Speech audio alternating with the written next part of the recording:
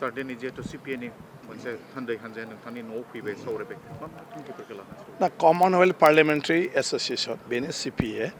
बे जाहैबाय जोंनि कमनवेल्थ कान्ट्रि ब्रिटिशआ जायफोर हादोरखौ खुंदोंमोन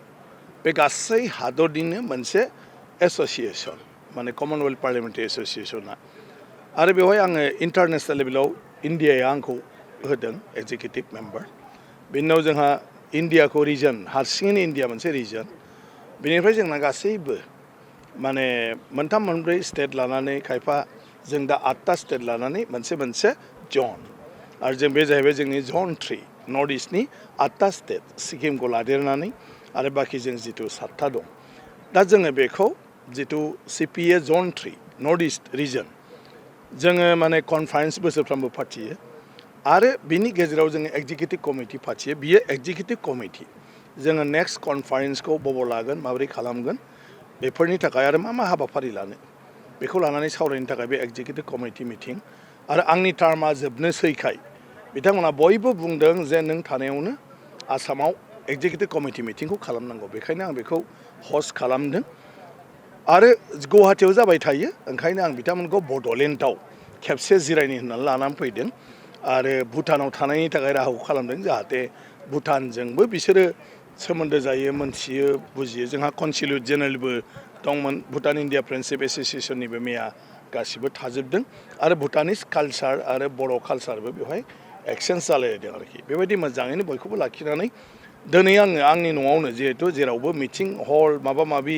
बिदि नागिरबाय थायोबा टाइमा लेट जायो आरो गासै स्पिकारा लुबैदों जे आंनि न'आव हाबलांनो बड'लेण्डआव फैनायखाय बेखायनो आङो न'आवनो मिटिंनि एरेन्जमेन्टखौ खालामनानै दिनैहाय सिपिए बे एक्जिकिउटिभ कमिटि मिटिङा जिरायबाय आरो बेवहाय जोंनि नेक्स्ट कनफारेन्सखौ त्रिपुरायाव फैगौ एप्रिल दाननि लास्टआव दिनै थांखि लानाय जाबाय आरो बेवहाय जोंहा माबानिफ्राय नांगौ एप्रुभेल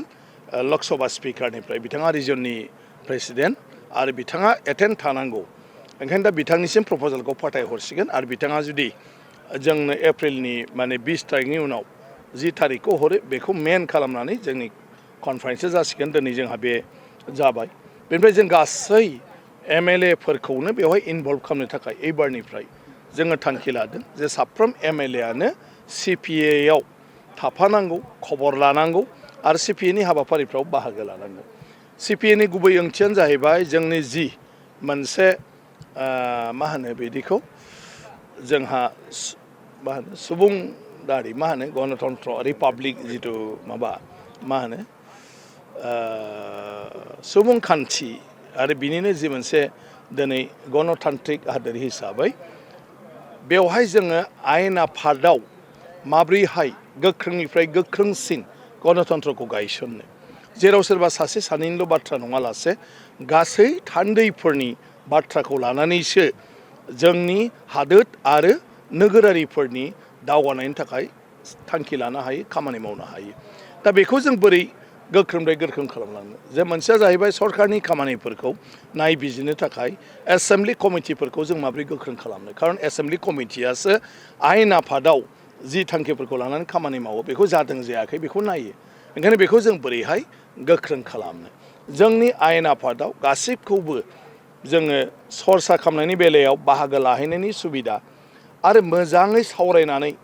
गासिबखौबो बिलफोरखौ पास खालामनायनि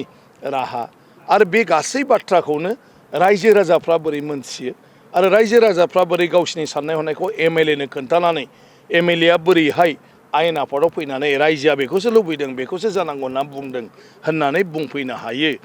बेफोरखौ माने खालामनायानो जोंनि सिपिएनि मेन थांखि आरो हाबाफारि आरो बे मथेनो जोङो थांखि लानानै बायदिसिना खामानि मावबाय थादों दा जोङो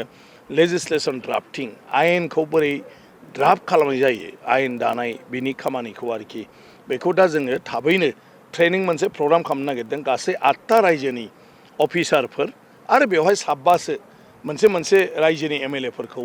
लानानै जयैनो बे ट्रेनिंखौ खालामनाय जागोन आरोखि जाहाथे जोंनि आयेन बानायनाय बायदिसिना बेलायाव दानि गोदान जिथु अफिसारफोर जोलैफोर आरो गोदान एमएलएफोर बिसोरो बेखौ रोखायै मोनथिनो हायो सोलोंनो हायो आरो बेबायदि बिसोरो रलखौ लानो हायो मोनसे पलिटिकेल आइडिया जिहेतु माने नर्थ इस्टआव जिहेतु 7 रायजो थाबाय सिक्किमखौ लाफाना 8 स्टेट थाबाय दा बे समाव जिहेतु दायो मेघालयनि मिनिस्टार जिहेतु जेरैबायदि नर्थ इस्ट 1 होननानै दादों दा बेबायदि सोनाब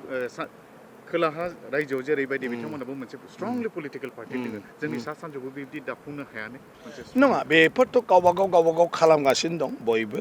दा बेफोर राजखान्थि हान्जाया सोनारो राजखान्थि हान्जाखौ दैदेननाय मानसिफोरनि सानस्रिनि सायाव आरोखि दा जोंहाबो दं दिनै एजिपि दं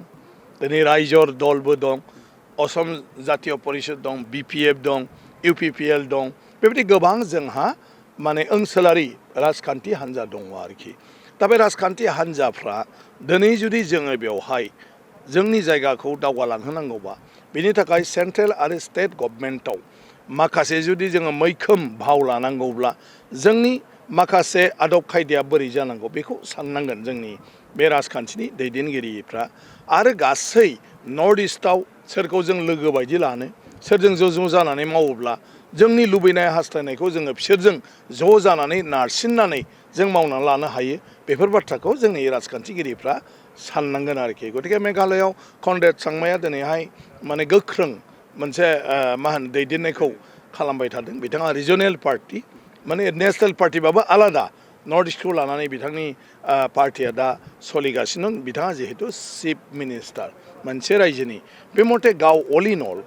माने जिखुनु सिद्धान्तखौ लानानै माखासे नर्थ इस्टनि रायजोफोरखौबो लानानै बिथाङा माने मोनसे प्लेनिं लानानै राजखान्थिखौ खालामगासिनो दिनै बेहा मणिपुराव एमएलए दं दिनै बेहा अरुणाचलाव एमएलए दं बेबायदि बिथाङा मावबाय थादों थिग बेबायदिनो आसामनि एजिपिआबो बेबायदि नर्थ इस्टनि माखासे मानसिफोरजों मिलायनो हानांगोन आंगो जानो हानांगोन बिसोरनि जिथु एजेन्डा बे एजेन्डाखौ जोंबो नाजावनो हानांगोन आरो जयैनो खामानि मावलांनायनि जुदि जों लामा लायोब्ला एजिपिआबो गुबुन गुबुन रायजोआवबो बिसोरो इलेक्सन गेलेनानै एमएलए मोनगोन थिग बिपिएफ इउपिपिएलआबो जुदि मोजाङै बेबायदि खामानि मावलाङो गाबोन समफोर बिपिएफ इउपिपिएलनिफ्राय आसामनि गुबुन गुबुन जायगायावल' नङा जे अरुणाचलावबो बा मेघालयआवबो मिज'रामावबो दस्रा रायजोआवबो